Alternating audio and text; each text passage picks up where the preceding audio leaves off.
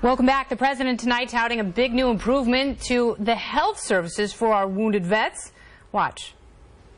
Today we announced new telehealth services to help our veterans get the care they need, where and when they need it, far advanced, and it is so popular. This state has many retired military members, and we thank them, and we thank their families and spouses for the patriotic service. They have been incredible. The president also spoke about the importance of giving veterans choices when it comes to their health care. What a wonderful yet novel concept. All right, let me bring in the very first female doctor to serve in Congress. She's also a member of the Trump for President Advisory Board. Nan Hayworth is here, and she's also part of the Independent Women's Forum Board of Directors. Nan, thanks so much for making time tonight. Appreciate it. Delighted to be with you, Kim. So obviously you know medicine inside out. You worked at the VA. Yes. And you say it brings out the best and the worst in this country. Well, the VA represents the best of our country because, and there are a lot of dedicated people who work in the VA. I represented 2 VAs when I was in Congress. But our veterans deserve the very best this country has to offer. I think it's very appropriate for the federal government constitutionally to take a role in providing for their care and honoring their service. And a lot of politicians pay lip service to that. Yes. But then oftentimes those promises fall short. Well, the previous administration, I mean, what was going on in the VA was the worst. That's the worst. Also under Bernie Sanders. Well, exactly. And the federal government cannot perform.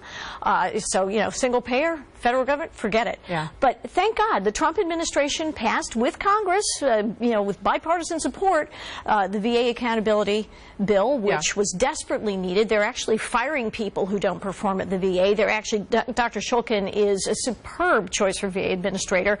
They're actually investing the right way in our veterans' health care. And yes, they deserve choice. And choice and competition will compel those who provide for our veterans to do better for them, and they deserve it. Well, you know, unfortunately, the VA has been a laboratory for destruction, and we've seen how bureaucracy can so underserve and destroy people who've worn the uniform and fought for freedom. Right. Now, hopefully, I don't always hold great optimism that government bureaucracies will solve the problem, but hopefully this is a new sort of experiment in how the private sector can be infused to make care better and get it to veterans faster. The watchword is accountability. Yeah. And this nation has poured. The VA has not failed to function for lack of money thrown at it. Yeah.